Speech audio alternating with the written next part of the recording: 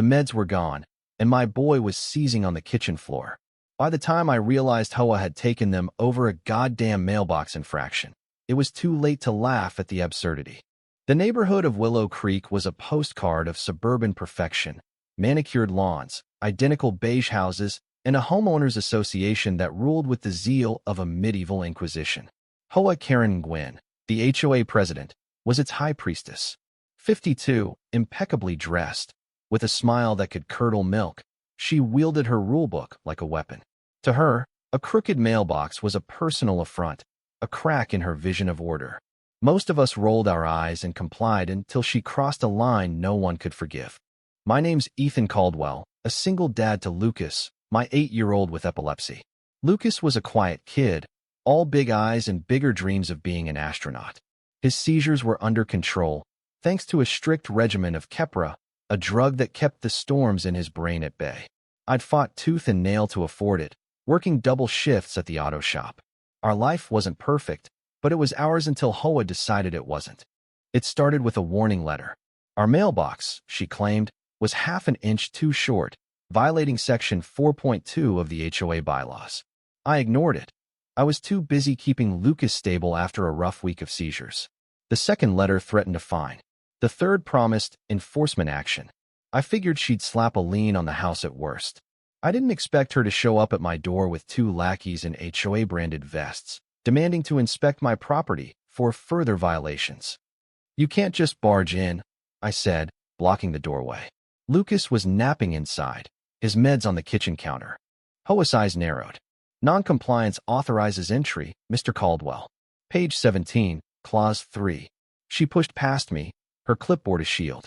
I followed, fuming, as she scribbled notes about my unmowed lawn and a cracked porch step. Then she saw the pill bottle.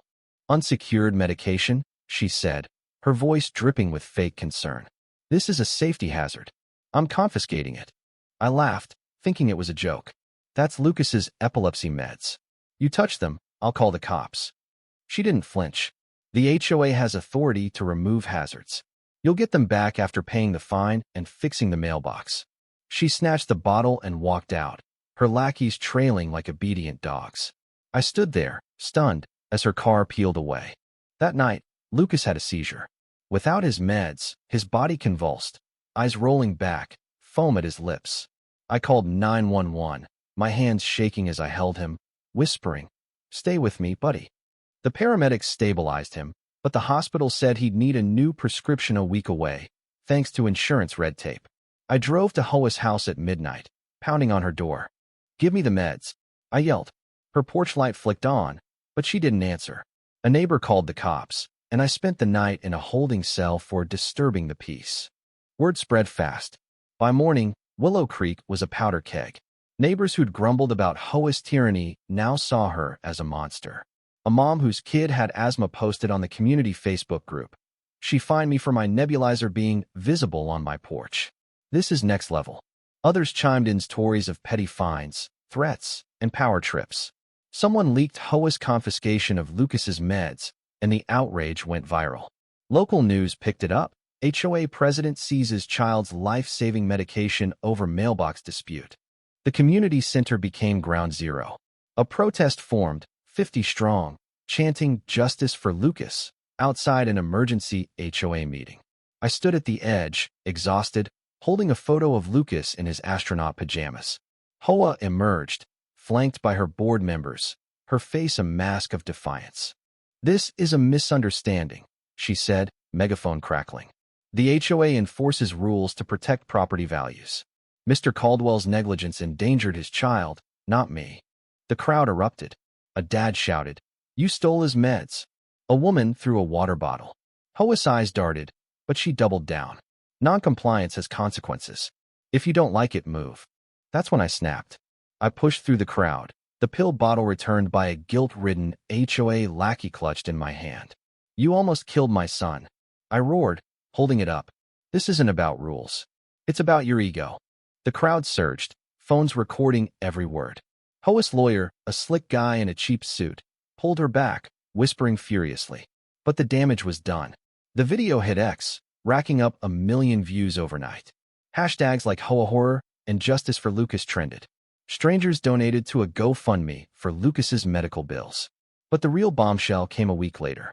HOA's lawyer called a press conference, claiming I was the villain. Mr. Caldwell's reckless storage of medication posed a public hazard, he said, dodging questions about the confiscation. Then he dropped the kicker. Ms. Nguyen's actions were lawful. Any harm to the child was unintentional. Unintentional? The DA didn't buy it. Public pressure forced an investigation, and HOA was charged with reckless endangerment.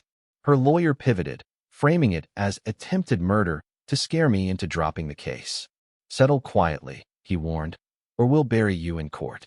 I didn't settle. Neither did Willow Creek. The protests grew, demanding HOA's resignation and the HOA's dissolution. Neighbors dug into her past, uncovering a trail of lawsuits from other communities she'd terrorized. She'd been ousted from 2 HOAs before, each time leaving chaos. Her obsession with control wasn't new, it was pathological. At the trial, HOA took the stand, her voice steady but her hands trembling. I was protecting the community, she insisted. Rules exist for a reason. The prosecutor tore into her, holding up Lucas's hospital records. Did your rules justify this? He asked, projecting a photo of Lucas post-seizure, pale and hooked to machines. The jury gasped. HOA looked away. The verdict came fast. Guilty of reckless endangerment. Sentencing was lighter than I wanted, 2 years probation. Community service, but the real punishment was public. HOA's face was plastered on every news outlet. Her name synonymous with cruelty. She moved away, her house sold at a loss. The HOA disbanded, replaced by a loose neighborhood council. Willow Creek breathed freer, but the scars lingered. Lucas recovered, though his trust in adults took a hit. He'd ask, "Why did she hate us, Dad?" I didn't have an answer. But I told him about the neighbors who fought for him, the strangers who sent astronaut stickers for his collection. Some people break things, I said. Others fix them. The trial changed more than HOA. It exposed how petty power festers, how rules can twist into weapons. Neighbors who'd stayed silent now spoke up, forming watch groups to prevent another HOA. The outrage online sparked debates about HOA reform, with lawmakers drafting bills to limit their authority. Lucas's story became a symbol not just of one woman's cruelty, but of a system that let her thrive. I still see HOA's face sometimes, in nightmares or news reruns. Her defiance haunts me, but so does her fall. Karma doesn't always strike clean, but it struck hard. Lucas is back to dreaming of stars, and I'm back to fighting for him. That's enough. Don't let petty tyrants rule your life. Stand up, speak out before they take what you can't replace.